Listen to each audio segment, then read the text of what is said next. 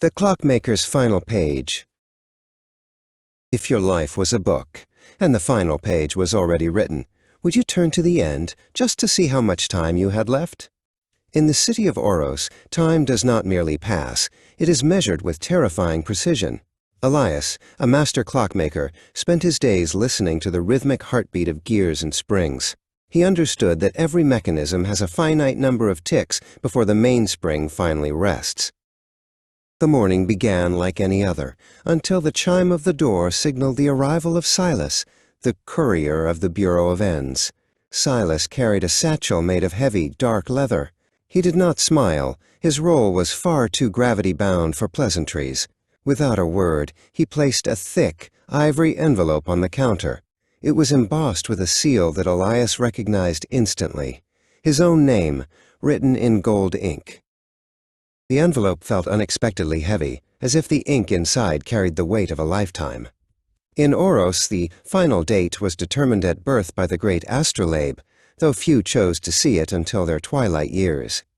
To know the date was to know the shape of your destiny. Elias stared at the wax seal. If he opened it, the mystery of his future would vanish, replaced by a countdown. A bell rang as Alara entered the shop. She was a regular, a woman who lived with a lightness that Elias often envied. She noticed the envelope immediately and leaned against the counter. Unlike Elias, Alara had opened hers years ago. She wore the knowledge like a favorite scarf, comfortable, visible, and entirely hers. She watched him with a look of quiet understanding. "It doesn't steal your life, Elias," Alara said, her voice like the soft chime of a mantel clock. "It just defines the borders. When I saw my date, the world stopped being a sequence of chores and started being a gallery of moments. I stopped waiting for someday because I finally knew exactly how many somedays I had left."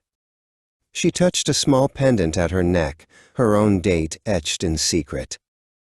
Elias shook his head, his fingers tracing the edge of a pendulum. "But if the end is fixed, does the middle even matter? If I know I will fall on a Tuesday, do I still have the freedom to walk a different path on Monday?" Knowing the end turns a journey into a commute, Alara. I fear that once I see that number, I will stop being a man and start being a countdown. After Alara left, Elias returned to a complex pocket watch.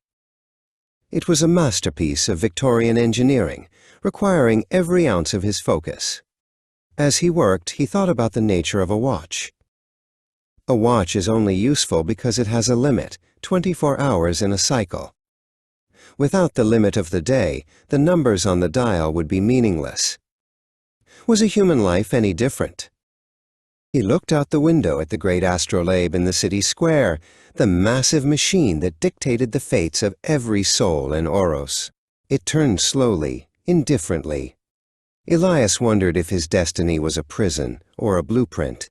If he chose not to look, was he truly free, or was he simply a passenger who refused to look at the map? The silence of the shop felt louder than usual. Night fell, and Elias lit a single candle. He picked up a silver letter opener, its blade catching the flame's reflection. He thought of all the things he had yet to do, the clocks he wanted to build, the places he hadn't seen. Would he do them more fiercely if he knew he had 10 years? Or would he give up in despair if he only had 10 days? The envelope sat there, a silent judge. He realized that the power wasn't in the date itself, but in the choice to know it. To open the envelope is to embrace certainty. To leave it sealed is to embrace the infinite maybe.